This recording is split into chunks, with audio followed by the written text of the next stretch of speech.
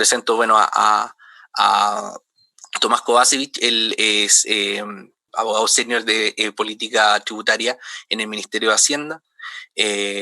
Tomás, te damos la bienvenida. Bien, ¿y tú? Bien, también, pues bienvenido acá al Foro Clave de la Reforma Tributaria. Muchas gracias por aceptar la invitación. Gracias a ustedes por invitarme. Por supuesto que estas instancias para nosotros, para el equipo que trabaja en política tributaria en Hacienda, son siempre muy importantes. Así que no sé si quieres paso a mi presentación. Sí. Dale, te dejo adelante. Nomás parte Tomás, nuestro primer expositor. Adelante, Tomás.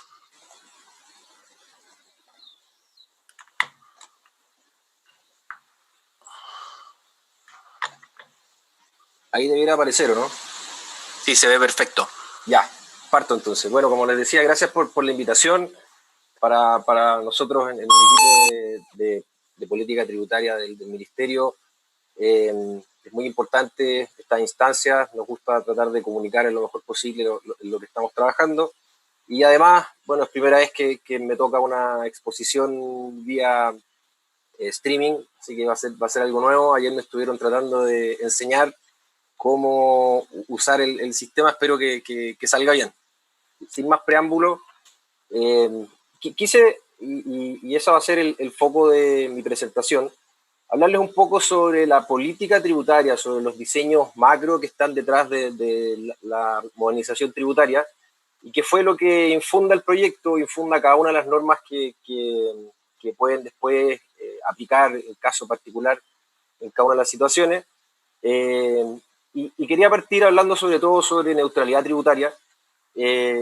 Quise tomar acá y mostrarles qué es lo que dijo la comisión Mirrlees, que está tomado una revisión que se llama Tax by Design. La comisión Mirrlees trabajó en Reino Unido, guiada por el profesor Mirrlees, premio Nobel, para diseñar un sistema tributario en Reino Unido. ¿De qué se trata la neutralidad tributaria? Y es que el sistema tributario, al ser neutral, tiene que tratar las actividades similares de similar manera. Y eso es muy relevante en el diseño macro de cualquier reforma tributaria, porque si el sistema no es neutro, se produce un esfuerzo, se da un incentivo a un esfuerzo costoso socialmente de reducir los impuestos, mutando las formas o el fondo de las actividades de los contribuyentes. Y eso, lógicamente, se quiere evitar. El sistema tributario no tiene que impactar las decisiones de negocio, sino que tiene que recogerlas. Y parto con este principio porque infunda en gran medida varios de los que más adelante les voy a seguir mostrando en relación a la armonización tributaria. El primero principio que quería destacar, ya entrando en materia directa de armonización tributaria, es la simplificación. Esto fue uno de los principios que guió el proyecto desde su origen y que infundó el resultado. Y respecto de la simplificación, solo les quiero dar una muestra visual de los sistemas, sin entrar en detalle en cada uno de ellos. Probablemente los expositores siguientes van a explicar incluso mejor que yo cómo aplican en la práctica cada uno de los diseños, pero sí quiero dar dos imágenes. Quiero dar la imagen de cuáles eran los regímenes antes de la armonización tributaria, cómo aplicaban, cuáles eran los tipos de personas jurídicas que les aplicaba cada sistema, cómo se tenía que conformar cada una de las empresas y cuándo ingresaban por defecto y cuándo se trataba de una opción, que es lo que están viendo ahora en la presentación. Y abajo les dejo la fuente, que esto es un diseño del Servicio de Impuesto Interno que lo debo haber sacado poco después de la implementación de estos sistemas. Y esta imagen se contrasta con el resultado post-modernización tributaria, que para nosotros era muy importante, simplificar el sistema. Y como ven, pasamos a tener un sistema semi-integrado, 14A, para grandes empresas, en la calificación de empresas según sus ingresos, y un régimen PYME, se llama régimen ProPyme, y respecto de ese régimen ProPyme, está el sistema de aplicación general, podría llamarse, en base a retiro, y una opción del régimen de transparencia. Como ven, estos sistemas aplican sin importar el tipo de persona jurídica, sin importar su conformación de esas personas jurídicas, por lo tanto cualquier tipo de empresa dentro de nuestro sistema, y aplican en forma automática, salvo el régimen de transparencia, que como es un sistema que disrumpe de las reglas generales, requiere una opción. porque si yo quiero sacar a una persona del régimen general de tributación, tiene que optar por él, porque si no, genero sistemas que no conversan simplemente entre sí. Con esa breve introducción y pasando un poco más a los principios que fundaron el régimen ProPyme y hacer el camino más fácil a las pymes fue uno de los principios desde el día uno. Incluso a veces se nos criticó que cada vez que había alguna contrapropuesta se hablaba de las pymes, y es así, porque precisamente dentro de los fundamentos principales de este proyecto está hacer el camino más fácil a las pymes. Y además, les quería contar que del régimen ProPyme, la verdad es que yo le tengo especial cariño a estas normas porque dentro de la tramitación del proyecto, lógicamente uno escucha, recibe propuestas, ideas, y había harto sobre la mesa, y en un momento determinado con el equipo trabajamos en un diseño en base a varias propuestas que nos llegaron. No quiero decir que esto es un diseño trabajado solamente desde el equipo de Hacienda, sino que recogió muchos elementos, recogió lo que ya había, el 14 TER, todo lo positivo del 14 TER se tomó, se trató de potenciar, y también se dio un mecanismo intermedio apuntando más a la mediana empresa, y que eso además iba en línea con aumentar el tope de ingresos para ingresar al régimen ProPyme, y este aumento que se hizo de 50.000 UF de promedio de ingresos en los últimos 3 años a 75.000 UF. Por lo tanto, ampliamos el universo de pymes que podían acogerse, se trataba ya de empresas un poco más medianas, y con eso se creó este diseño que tenía como base una idea de que las empresas fueran creciendo, que pasara del régimen de transparencia, ojalá le fuera bien, ojalá que sus negocios fueran abundantes, pudiera pasar a un régimen intermedio en base a retiro, con tributación de 25%, el régimen inicial es liberado de impuestos de primera categoría y se pagan directamente los impuestos finales. Por lo tanto, en ese caso, si la tasa de impuesto final del dueño de la empresa es menor a la tasa de primera categoría, le conviene el régimen de transparencia. Y de ahí pasar a una segunda etapa, con una tributación de 25%, y que el socio solo tribute en base a los retiros que haga. Y finalmente, pasar y tener como tercera etapa de crecimiento de las empresas, llegar al régimen para empresas grandes según sus ventas, que está en el artículo 14A de la Ley sobre Impuesto a la Renta, y que establece un sistema semi-integrado de tributación, o sea, el impuesto que paga la empresa es deducible de los impuestos que tiene que pagar el socio al momento de hacer un retiro, pero solamente en un 65%. Quería contarles un poco de este diseño, porque probablemente cuando se vean expuestos a revisar el sistema tributario que ya debe estar anunciado respecto a las empresas en la página de Servicio de Impuesto Interno, que automáticamente a cada una le corresponde, tal vez sea bueno mirar, sobre todo en el caso de las pymes, si le conviene el régimen ProPyme en base a retiro, o tal vez le podría convenir el régimen de transparencia. Un tercer principio que yo quería destacar en relación a la modernización tributaria, y que también es la base de muchas de las normas específicas, es la sustancia económica. Se buscó actualizar a la realidad de los negocios normas que estaban algo desactualizadas, y aquí hay un gran componente de modernización que destacar. Creo que una de las más fundamentales es la norma de gasto necesario para producir la renta, está en el artículo 31 de la Ley sobre Impuesto a la Renta, y la norma de gasto rechazado, es un impuesto sanción que se aplica si es que un gasto que incurrió la empresa no es necesario para producir la renta. ¿Y cuál fue la modificación que se hace? El gasto necesario se elimina o se especifica cuál es el requisito de que un gasto sea necesario, y ya no es que el gasto sea obligatorio para la empresa y que necesariamente genere renta en el mismo ejercicio, sino que lo que se busca es que el gasto tenga la aptitud de generar renta y que esté vinculado al interés del negocio, para el desarrollo del negocio o para la mantención del negocio. ¿Cuál es la base acá que quisiera destacar?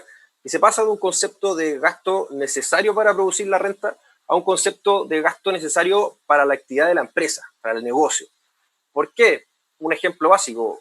En la medida que se incurra en un gasto que pretenda y que tenga la intención de mejorar el negocio, incluso si no es uno del giro específico, sino que desarrollar un nuevo giro, ese gasto está produciendo una actividad empresarial que es rescatable, y por lo tanto esa es la razón de fondo de la modificación a la norma de gasto. Y en relación con esto hay una modificación muy relevante al artículo 21 de la Ley de la Renta, que establece los gastos rechazados y que precisa que el gasto rechazado, el impuesto, y me refiero por gasto rechazado, el impuesto único de 40%, que establece ese artículo, se aplica en los casos en que el gasto fue en beneficio de un relacionado. ¿Qué está apuntando esta norma? Que entre empresas no relacionadas, sin intereses alineados, probablemente los gastos van a ser de mercado, salvo que haya algo excesivamente extraordinario, los gastos van a tender a reflejar la mejor decisión que tomó la empresa para incurrir ese gasto. Y la norma de gasto rechazado tiene por objeto cuidar que los dueños no pasen un gasto como una especie de retiro, pagan cubriendo su situación personal. Y por eso se especifica en el artículo 21 que el gasto rechazado procede en caso que se haya hecho en beneficio de una parte relacionada, y entendiendo por relacionado el dueño y sus relacionados y no una empresa relacionada, y también aplica el impuesto único de 40%, va a aplicar con la modificación para aquellos casos en que no se puede acreditar para qué se hizo un gasto. En los demás casos no se está llevando el dueño un retiro encubierto de utilidades, que es la razón del artículo 21 de la Ley de Impuesto a la Renta, y por lo tanto, si una empresa incurre en un gasto y está tomando su mejor decisión de negocio, ese gasto deberá ser en esencia aceptado. Incluso que se trate de riesgos propios del negocio, incluso que se trate de mantención del negocio, ese gasto deberá ser aceptado.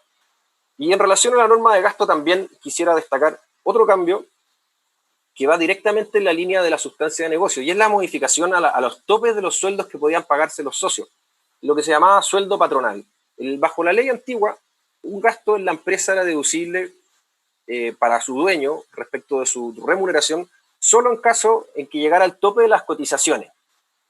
Esto aplicaba en caso de sociedades de personas, o sea, sociedad responsabilidad limitada, empresario individual, pero no en caso de sociedades por acciones, por ejemplo, donde el límite era algo más similar al sueldo de mercado.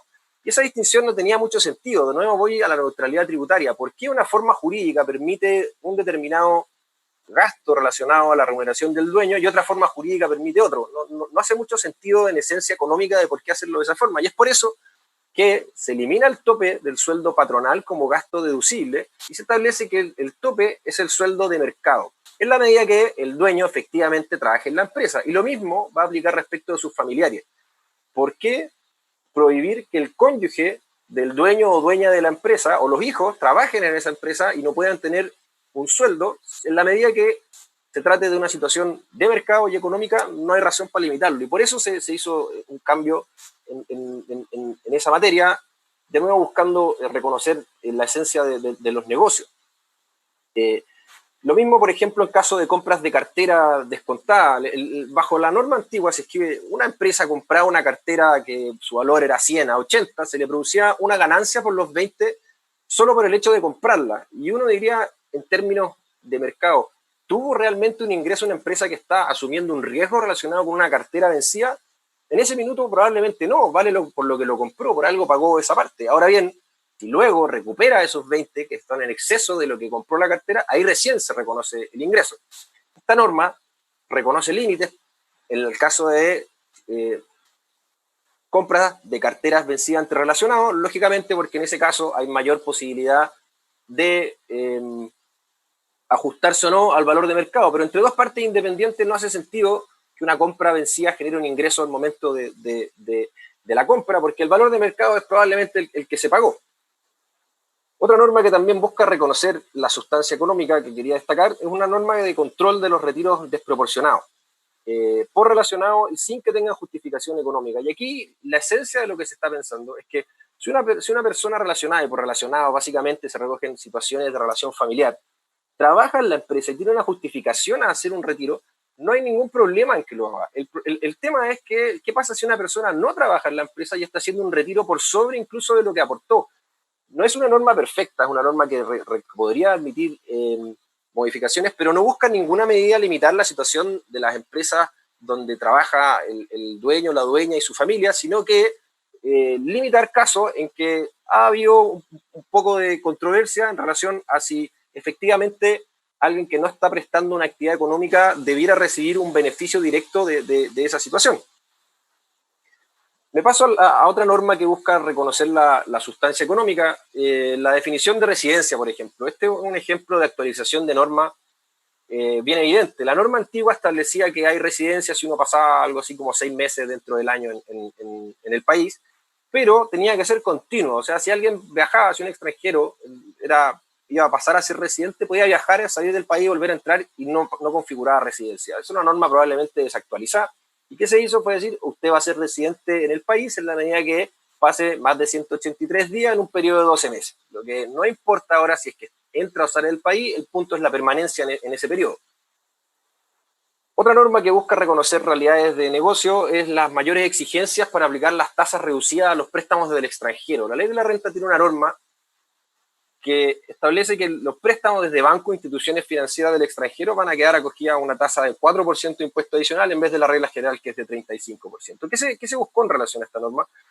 La norma previa establecía como único requisito que hubiera una relación de deuda-capital entre el deudor de 3 a 1. O sea, no podía ir 3 más veces deuda que el capital que tenía, a efectos de aplicar esta tasa del 4%. Ahora se le puso un requisito adicional de sustancia, en el sentido que si el banco extranjero no es el beneficiario final de estos intereses, sino que termina siendo otra entidad que la tasa que le hubiera correspondido es de 35%, debiera aplicar esa tasa y no la que le corresponde al banco, buscando aterrizar la política que se quiso fijar en esta norma, que es el acceso a financiamiento desde el extranjero en condiciones de mercado competitiva, pero respecto de transacciones donde el beneficiario sea efectivamente el banco o la institución financiera extranjera. Lo mismo para las instituciones financieras extranjeras, se establecieron algunos requisitos adicionales para que les procediera esta tasa de 4%, y es que se le aumenten las exigencias del capital que debieran tener, y por otro lado se establece como un requisito para que sea una institución financiera que realice operaciones de préstamo en forma periódica. Es decir, reconoce la esencia de lo que es una institución financiera y no instituciones financieras que tuvieran operaciones limitadas, muy limitadas, para efectos de obtener la tasa reducida al 4%, en línea con la política que se está fijando detrás de esta norma. Y por último, la última norma que quería destacarles en relación a la sustancia económica son las normas de crédito por impuesto pagado al extranjero. O sea, si un chileno invierte en el extranjero y paga un impuesto, la ley chilena establece que ese impuesto pagado se deduce de su impuesto pagado en Chile, como una forma de evitar la doble tributación y, lógicamente, teniendo por objetivo promover la inversión en el extranjero, el intercambio económico y con eso crecimiento.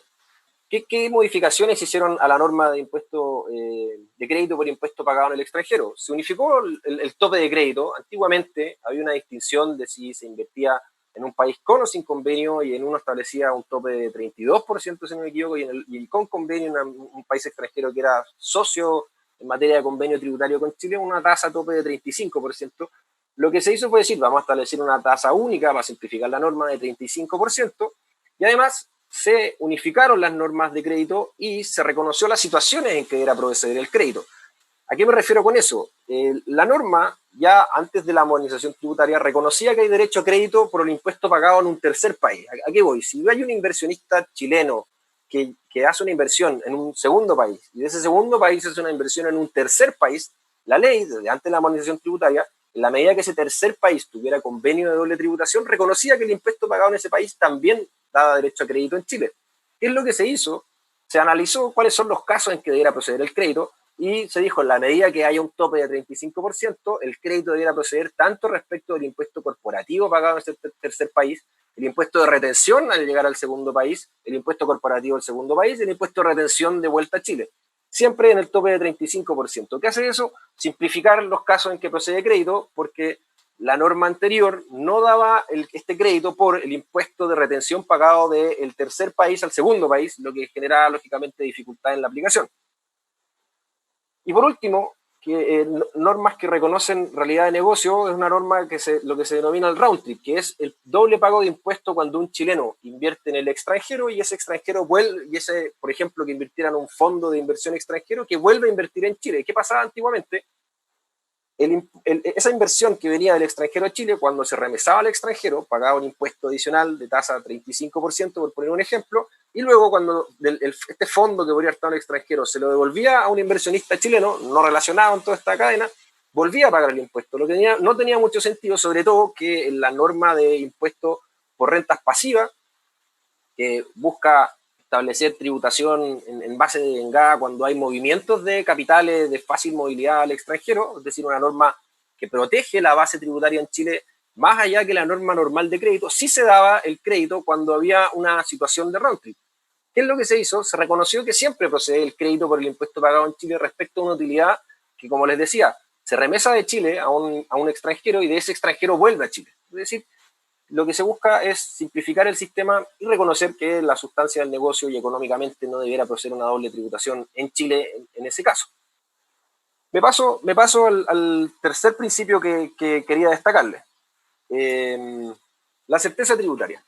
La certeza tributaria, al igual que los anteriores, infundó el proyecto desde el primer momento. Y por certeza tributaria quería partir destacándoles este cuadro, que es un análisis, una encuesta básicamente que hace la OCDE en el año 2018, en un informe de actualización de certeza tributaria, en lo que llevan trabajando, si no me equivoco, por ahí por el año 2016. Y establece que dentro de los 5 factores que afectan mayormente la decisión de inversión es la certeza tributaria o el sistema tributario, el ambiente del sistema tributario general. Y para Latinoamérica es principalmente importante porque si pueden ver en la presentación las columnas de color gris, eso se refiere a Latinoamérica. Y si pueden ver es el tercero en la escala. Primero está la corrupción, que creo que estamos bien posicionados, la certeza política, y en tercer lugar el sistema tributario. Respecto a Chile pareciera que es un factor principalmente importante. Y también quisiera destacar la siguiente actualización de la OCDE en relación a certeza tributaria, y sobre todo algo para que tengan en cuenta la evaluación del diseño de la modernización tributaria, que sostienen que una lección clave de mejoras del sistema es que no solamente hay que medir los niveles de recaudación, no es solamente un tema de recaudación, sino que es mejorar la calidad del sistema, minimizar distorsiones y asegurar predictibilidad, equidad y simplicidad. Todos estos principios fueron seguidos con el objeto de ir desarrollando el proyecto de modernización tributaria que hoy día es la ley 21.210. ¿Qué puedo aterrizar un poco más concreto respecto a la modernización tributaria en temas de certeza tributaria? Primero que todo, el concepto de las reglas claras. Las reglas claras son fundamentales para las decisiones de negocio y para la administración tributaria. La recaudación tiene que ser medida en forma previa porque es clave para financiar la agenda social que hubo en su minuto, el gasto público, los planes del gobierno. También la recaudación tributaria tiene relación con distribución del ingreso. Por lo tanto, es muy importante la certeza tributaria tanto para los contribuyentes usuarios del sistema como para la administración. Y también la certeza tributaria, las reglas claras, tiene un importante componente de percepción del sistema tributario. Es decir, si es que las reglas están claras y la mayoría cumple sus impuestos, debería haber una percepción generalizada de que no hay trampas alrededor del sistema tributario, lo que es muy importante a efectos de disminuir la elusión tributaria. La elusión tributaria tiene un componente psicológico y en eso están las líneas modernas con las que hay que trabajar para tratar de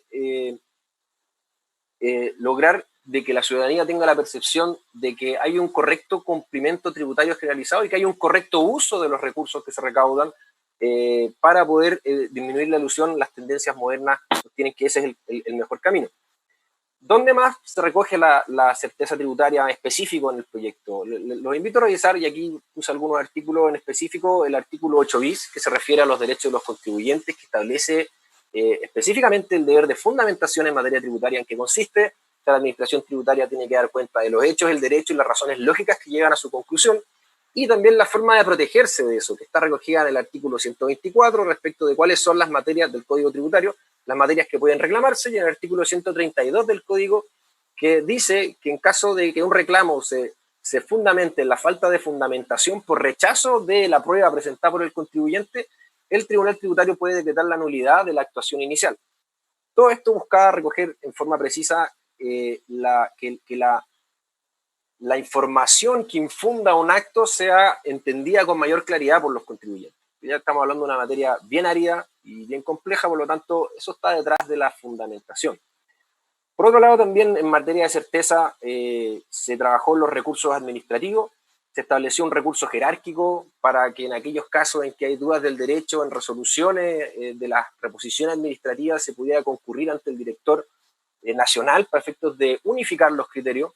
Se estableció un recurso de resguardo de los derechos de los contribuyentes se potenciaron los procedimientos de reposición y también, por último, en materia de recursos judiciales, se potencian algunos recursos, se establece la posibilidad de casar en la forma, que está prohibida por ser un juicio especial, no tenía mucho sentido, en definitiva es un recurso judicial que busca apuntar a obtener justicia y que beneficia tanto a contribuyentes como a la administración tributaria. También en materia de recursos judiciales se establecieron salidas alternativas, un avenimiento extrajudicial con el director de Servicio de Impuesto Interno, y también se potenció la conciliación. Es decir, tenemos como en vista mejorar también la justicia tributaria, tanto en sede administrativa, potenciando recursos, lo que implica un trabajo adicional a la administración tributaria y requiere y exige una colaboración de los contribuyentes, y también en materia de recursos judiciales, como salidas para ir descomprimiendo también los tribunales. Un cuarto principio clave también recogido durante el proyecto es el incentivo a la inversión. Y aquí quiero decir que lo que he expuesto hacia atrás apunta precisamente en esa línea. Es más difícil de transmitirlo como medidas concretas, que la simplificación va a ayudar a la inversión, que la certeza va a ayudar a la inversión, pero todo indica que sí. Como medidas específicas respecto de incentivo a la inversión, y quiero destacarlo sobre todo en estos minutos, está la depreciación transitoria que va a aplicar hasta el 31 de diciembre del año 2021 por la adquisición de activos fijos. Una empresa va a poder deducir en el mismo ejercicio el 50% del valor de adquisición de ese activo, y el 50% restante lo va a poder deducir de su base en manera acelerada. Por lo tanto, la inversión, la mitad de la inversión que se haga en activos fijos por los próximos 2 años, podrían quedar bajo esta norma de depreciación que busca un shock de inversión. Ojalá aceleremos decisiones de inversión en los próximos 2 años. Esa es una deducción directa a la base, y por lo tanto, al deducir la base, es una menor pago de impuestos en lo inmediato. También se trabajó en la disminución de los plazos de la devolución del IVA por la adquisición de activos fijos. Y aquí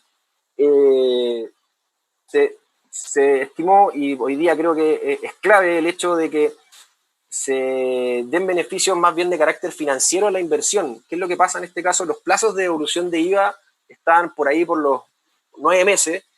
Con esta norma se acortan de 8 o 9 meses a algo así como 60 días. Por lo tanto, la caja que tiene que soportar el inversionista respecto de este tipo de inversiones se reduce y apunta directamente a que se destinen esos recursos también a mayores proyectos de inversión. Otro beneficio relacionado con la inversión es el incentivo a la reinversión de utilidades. ¿Y qué quiere decir? Y esto es para empresas con ingresos hasta 100.000 unidades de fomento anuales. ¿Qué quiere decir? Que por las primeras 10.000 UF que se mantengan reinvertidas en la empresa de utilidad, el impuesto va a ser de 12,5%. Se estructura de otra forma, es más bien una especie de gasto nocional asociado a la reinversión de utilidades, pero el objetivo práctico es ese. Por las primeras 10.000 UF el impuesto no es 25, estoy refiriéndome al régimen ProPyme automático, sino que el impuesto bajaría a 12,5%. Otra norma que también va en línea directa con el beneficio de la inversión es la ampliación hasta el año 2026 de la norma transitoria que establece que no va a aplicar la obligación de restitución por inversiones en países que tienen suscritos pero no vigentes. Y esto es muy importante en materia proinversión, porque los convenios de doble tributación tienen como esencia disminuir las trabas y los costos asociados a la inversión en otros países. ¿Quiénes en concreto son los que caen en esta norma transitoria? Básicamente va a ser Estados Unidos y Emiratos Árabes, que tienen convenios suscritos que todavía no han pasado por el proceso de ratificación y aprobación. ¿Qué otra norma relacionada con la inversión es la exención de IVA a la importación de bienes de capital para proyectos de inversión por sobre $5 millones? Descubrimos, esta es una muy buena norma, es muy utilizada, y descubrimos que habían ciertos espacios de mejora. Se acortaron los plazos para que los proyectos pudieran desarrollarse, y con eso lo que se pretende es aumentar la base de proyectos que pudieran acogerse a esta exención de IVA.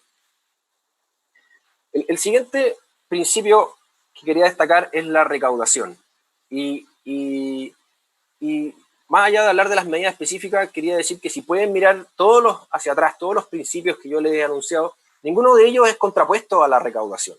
No se contrapone a la recaudación la mayor certeza, ni ser pro inversión, sino que es un objetivo adicional. Se ha tratado de plantear esto como temas de blanco y negro, todo nada, es pro recaudación, es pro inversión, pero el tema no es así, hay matices y los principios que infundan el proyecto no se ven modificados producto de que se hayan incorporado elementos de mayor recaudación. De hecho, inicialmente el proyecto recaudaba algo así como 400 millones de dólares en régimen, con las proyecciones de crecimiento del minuto, y el último informe financiero con la proyección de crecimiento en ese minuto hablaba de que en régimen el proyecto, como salió del Congreso y como ideas ley, debía recaudar 2.200 millones de dólares. Las medidas de recaudación que se incorporan, solamente anuncio alguna, es el aumento de tasa a 40% para las rentas de 310 unidades tributarias anuales al año. Esto es aproximadamente un sueldo de 15.400.000 pesos al mes. En ese tramo recién se va a pagar un 40%, una sobretasa de contribuciones, que es un impuesto patrimonial en el sentido de que afecta a la riqueza, pero no es un impuesto patrimonial en el sentido de que grava el activo menos el pasivo, que son las situaciones que un impuesto patrimonial le cuesta recoger, y por lo tanto, en el efecto de la tasa, se estimó que, como la mayoría de las inversiones o de los bienes raíces tienen asociados crédito hipotecario, la tasa reconoce progresivamente que los primeros tramos pagan una tasa más baja, y a medida que va aumentando el valor acumulado de los avalúos fiscales de un mismo contribuyente, esa tasa va subiendo hasta llegar a 0,275%. Se redireccionaron también beneficios del mercado de capitales, básicamente a los fondos de inversión privados. La lógica detrás de esto es decir, no, el fondo de inversión privado no debería tener un solo controlador, que era una situación que se podía dar bajo la norma antigua, sino que debería tener una diversificación mínima donde no hubieran controladores de estos instrumentos, porque ese es el objetivo que se busca perseguir con este tipo de inversiones. Y por otro lado, también se redireccionó la política detrás de los market makers, que son contratos que permitían llegar a obtener un beneficio tributario porque da liquidez a las acciones de una empresa, fundamentalmente basado en cuál es el valor de mercado que tenía el instrumento determinado, y dado que el avance del mercado de capitales desde que se establecieron estos beneficios a la fecha, la redirección fue en el sentido de decir, lo que queremos beneficiar en este minuto es que efectivamente hayan situaciones de alta transacción respecto a las acciones beneficiadas, y no necesariamente a las empresas que toman este tipo de contrato, y por lo tanto se da una ventana de un año para poder tener beneficio a la ganancia capital en el mercado financiero respecto de este tipo de instrumentos. También se reaccionó los beneficios del DFL2, ya había habido un primer avance en esta materia en el año 2010, donde se había limitado a 2 DFL2 por persona, pero quedó abierto que por herencia se pudieran llegar a tener más de 2. ¿Cuál es la política detrás de esta modificación? Que efectivamente solo fueran 2, por lo tanto ya por herencia no se pueden adquirir y acumular más de 2 DFL2. Ese es el cambio que hay en relación al DFL2, que es un beneficio establecido para viviendas sociales y que pareciera que hace sentido, por lo menos según los diseños que trabajamos desde el Ministerio, de que el tope que se había fijado con anterioridad fuera mayormente implementado.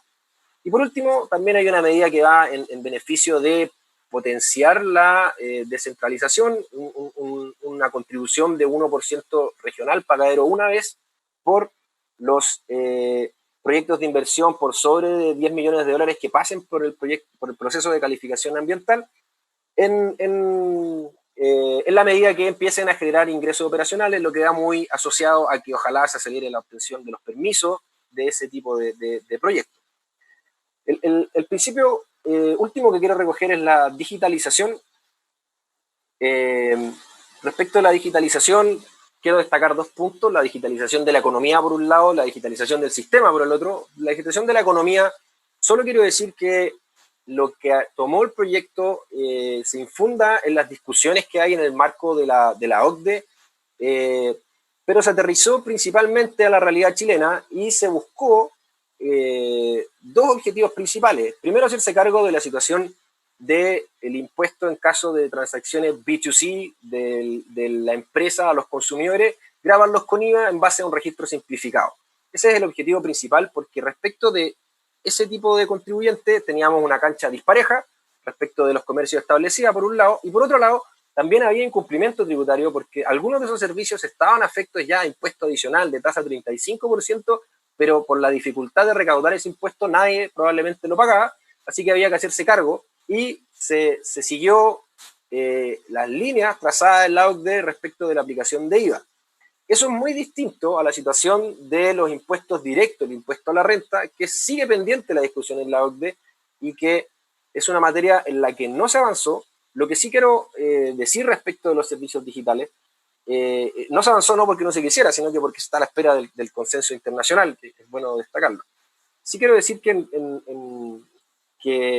respecto de la implementación de la discusión y de la tributación de la economía digital, también la aterrizamos a la realidad de lo que ya había en Chile. O sea, no estamos trabajando sobre algo que era inexistente, sino que hay ciertas normas bases que ya regían en Chile y que por lo tanto sobre eso trabajamos y avanzamos precisamente en la línea de lo que la OCDE ha recomendado y lo que es el consenso internacional en esta materia. De digitalización del sistema me parece una materia clave. Son de esas cosas que probablemente hay que hacerlas porque se tienen que hacer, pero la simplificación y digitalización de trámites me parece esencial. Sobre todo, un ejemplo es lo que estamos viviendo. Los trámites en oficina están absolutamente limitados, pero eso no quita que con la tecnología uno pudiera suplir, y se trató de digitalizar todo lo que fuera posible en materia de sistema tributario, con una carpeta electrónica potenciada, una especie de nube donde estén todos los antecedentes. Ya existían ciertos antecedentes que constaban en un expediente electrónico, sobre todo auditoría ante el Servicio de Impuesto Interno, pero se potenció como carpeta electrónica del contribuyente donde toda su información debiera ser subida. Por otro lado, la declaración y pago de impuestos, que se hiciera también en forma digital. Hoy día, sobre todo, me refiero al impuesto de timbre y estampilla, para no tener que concurrir a bancos a hacer el pago, sino que haya una forma de hacer el ingreso digital. Impuesto a la herencia, también hay situaciones de pago manual y no digital. También la digitalización de consultas de interpretación de la ley al Servicio de Impuesto Interno, con objeto de que haya mayor información y transparencia respecto del proceso de consulta. Y una materia que yo creo que va a ser muy clave y que en la economía de hoy sí o sí va a resultar fundamental, es la boleta electrónica, que va a permitir obtener información y como su estimación lo indica en el proyecto, hay una recaudación por menor evasión asociada bien considerable en relación a la boleta electrónica, y que tuvo una muy buena experiencia cuando se implementó la factura electrónica. ¿Cuál es el impacto de la armonización tributaria? Yo aquí quiero destacar una información que trabajó el equipo macroeconómico, y muchas gracias que me la hayan prestado. Yo no lo voy a explicar con mucho detalle cuál es la forma en que se calcula este cuadro, pero sí les quiero decir que por la implementación de la armonización tributaria, Chile va justo en la línea, si pueden ver ahí en la presentación, promedio de la relación entre el porcentaje de recaudación del PIB y el PIB per cápita de habitantes de los países de la OCDE. O sea, aquellos países más avanzados han recorrido ya este camino que Chile tiene que seguir, y como ven, efectivamente la recaudación va subiendo, pero va subiendo también en relación a la mayor productividad y así al mayor crecimiento y el mayor PIB per cápita de los habitantes. Así que en ese sentido, la armonización tributaria nos pone en la línea de por lo menos los parámetros que uno consideraría que es adecuado ir. Y la otra que les quería mostrar son ciertos gráficos de tiempo de cumplimiento tributario, cómo está Chile en comparación con la OCDE. Estamos un poco retrasados, el cumplimiento tributario toma más tiempo en Chile, y por eso vuelvo a los principios iniciales de simplificación. Esta medición es lógicamente en el año 2019, y esperamos que con los cambios de la armonización tributaria se disminuyan estos tiempos de cumplimiento, el cumplimiento sea más sencillo, porque además las tendencias modernas de disminución de elusión se alinean con que una simplificación del sistema, un cumplimiento más simple, también ayuda a que haya menor elusión de impuestos. El último gráfico es la comparación de Chile por auditoría. El anterior es relacionado con el cumplimiento mismo, y el segundo es con la auditoría. O sea, el tiempo en que se demoran las revisiones, y aquí hay harto espacio para que ojalá podamos avanzar. La digitalización apunta lógicamente en esa línea, tener la información digital para poder procesarla respecto de tener la información en forma manual, lógicamente debiera ayudar a la mejora de la calidad de la información que se puede recoger y los tiempos de auditoría. Por último, y lo que quería destacar es qué es lo que sigue en relación con la modernización tributaria. Y aquí vuelvo al inicio de mi presentación a las conclusiones de la Comisión Mirrlees respecto de la neutralidad, y que se refiere a que los espacios de exenciones, la excepción a la neutralidad crea complejidad, incrementa el costo para los contribuyentes y la administración. Pero por otro lado también hay ciertos casos en que uno no quiere neutralidad, y es el ejemplo que da la Comisión Mirrlees se refiere a, por ejemplo, los impuestos por los daños causados al medio ambiente. Uno sí quisiera evitar ese tipo de daños. Y también da otro ejemplo, por ejemplo, que uno no quisiera afectar los fondos de pensión. Son situaciones en que efectivamente la neutralidad podría excepcionarse. Entonces, teniendo en cuenta también ese principio, viene este trabajo de revisión del gasto tributario que fue comprometido como parte de los acuerdos para cerrar la modernización tributaria, y una hoja de ruta hacia el futuro. Y aquí quisiera simplemente decir que el objetivo de la Comisión es evaluar el cumplimiento de las políticas tributarias detrás de las exenciones. Hay algunas que tienen bastante tiempo y hay que ver si se adaptan a la realidad actual de Chile y de cómo se hacen los negocios.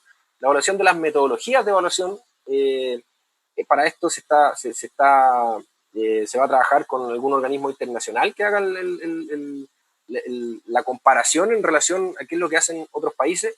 Lo que sí quisiera destacar en relación a esta revisión del gasto tributario y hoja de ruta es que la mayor carga tributaria tiene que estar relacionada a un mayor crecimiento económico. Esto también lo dice la Comisión Mirrlees en Tax by Design. Un sistema tributario tiene que ser diseñado considerando cuál es la base de recaudación, y esa base de recaudación se asocia al crecimiento económico. No es solamente mirar las tasas específicas al que afecta cada hecho grabado, sino que también hay que ver cuál es la base que lo va a afectar, y crecer y aumentar la base es probablemente una forma más potente de generar recaudación, y eso es una materia que está en cuenta respecto de este análisis. Bueno, y con eso termino mi presentación. Espero no haber excedido el tiempo que tenía considerado. La verdad es que tenía muchas cosas que contarle en relación a la modernización tributaria. Fue una tramitación bien extensa. Bueno, espero más adelante, entiendo que haber una ronda de preguntas y ahí poder seguir compartiendo con ustedes. Muchas gracias.